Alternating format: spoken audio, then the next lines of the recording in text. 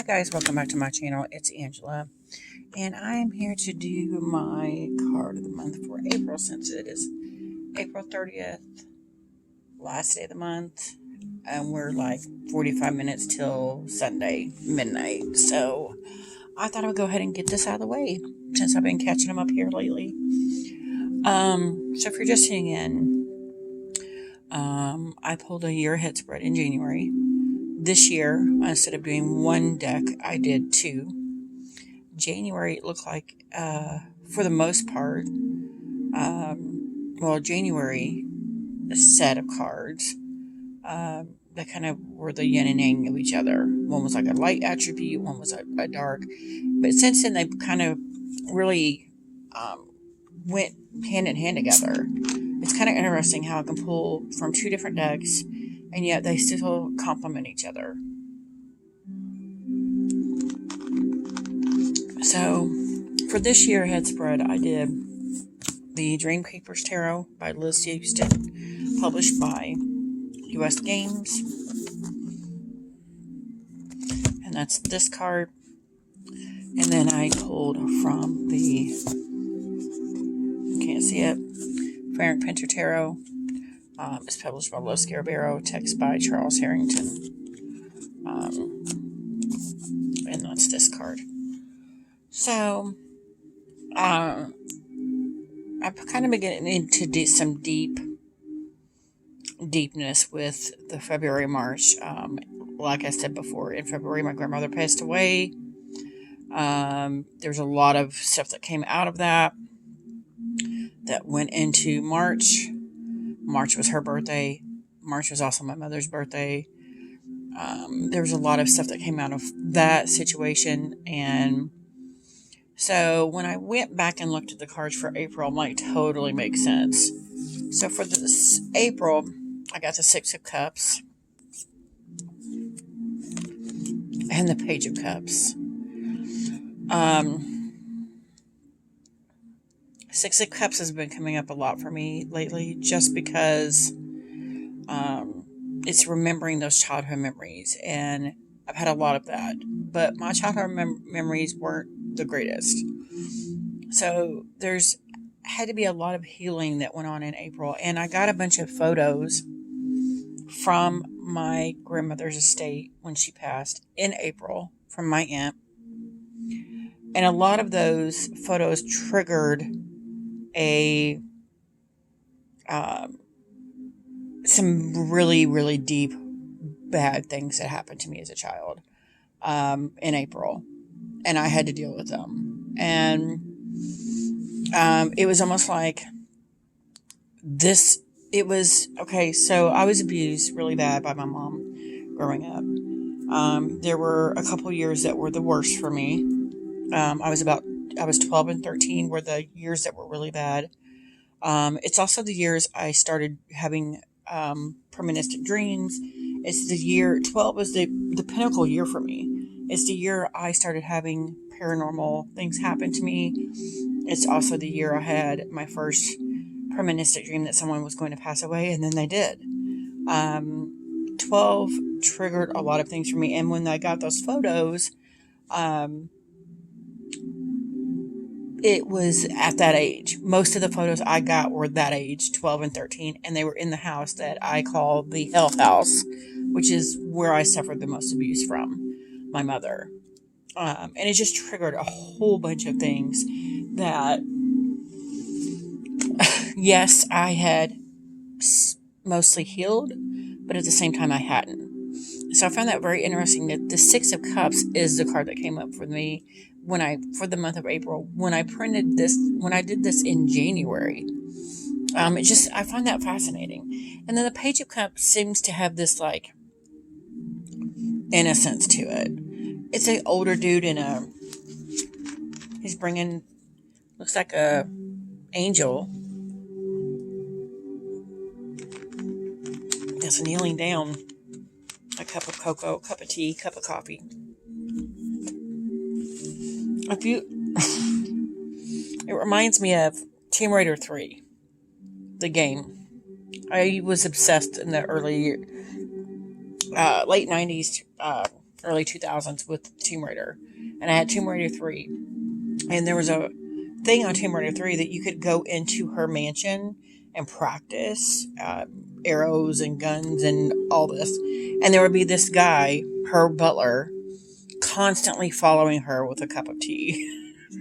And that's what that reminds me of. It almost feels like this cosmic, there's this innocence here. It's reminding me you still have this innocence about you that needs to come to light. But that in that sense, she was, the girl in Tomb Raider, she's a warrior, she's a fighter, she's always fighting, and he's always following her around, always watching over her. So I found that interesting too, that kind of came up with the Page of Cups. So yeah, that's what I got out of April. It was a lot of emotions and a lot of emotion, and that's interesting because Six of Cups, Page of Cups, they're both all about emotion, water, healing, and I did a lot of that this month. A lot of that, reflecting and looking back on what was going on, and I found that I still find it very fascinating that I could pull these cards in January and they knew what I was going to face in April. So let me just take a look at the book here, the Six of Cups and the Dreamkeeper's Tarot. Nostalgia and attachment to the past. And I get that in a negative aspect. The Six of Cups can be staying too long in the past, dwelling too long on those past memories. And I've done quite a bit of that in my life. So I found that very interesting as well. Two children sit in a friendly embrace on the skeleton of a swan, sharing resources and warmth between them. Deeply and joyously connected, they mirror each other, both in appearance and in attitude. In a positive light, the Six of Cups is the card of friendship, innocence, kindness, nostalgia, and childlike joy. It encourages you to maintain a childlike view of the world, to cultivate a mind that is open to new ideas, full of wonder, curiosity, and inquisitiveness. It encourages you to cultivate what in Zen Buddhism is known as beginner's mind, the dropping of expectations and preconceived ideas in order to see with fresh eyes. From this state of being, we are presented with the world we knew in a completely refreshed light, which lays the ground for new information and new experiences to blossom. Openness allows creativity, which invites generosity. See, it's all like a trickle-down effect. And I need it all. This is a subtle but important distinction between being childlike and being childish. In a negative light, this card might be pointing to a childish desire of not wanting to grow up and take responsibility for one's life. When it can feel like a comfort to allow others to be in charge, in doing so, we surrender our personal power and stifle growth and independence. You are ultimately responsible for giving yourself the security needed to thrive. But by no means must this be a joyless endeavor. The lesson then might seem paradoxical. We must grow up and evolve into who our soul is calling us to be, all the while cultivating and maintaining the openness of a beginner's mind. And that is quite beautiful. Okay, and the divinatory message of the Six of Cups represents nostalgia for a specific time in the past, perhaps a time when things were simple and the mood carefree. It speaks of innocence and actual child, your inner child, or the joy of a friend who brings out the playful side of you. It could speak of past efforts that are now blooming in the present, such as meeting with an old friend, acquaintance, or lover with whom you had previously lost contact. It can also speak of being unwilling to grow or mature, remaining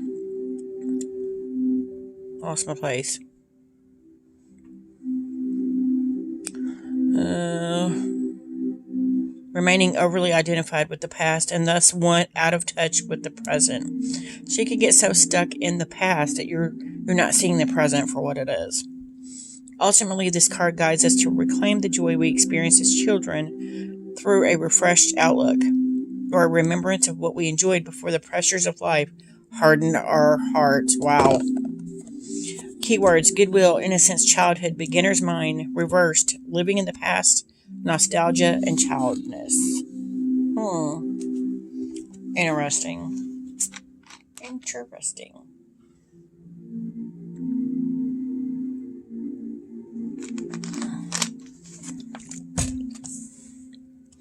I had to take a drink, sorry. So let's look at the Frank Painter, the 6 Page of Cups. This is a typical Lo Scarabeo book. It's like many languages.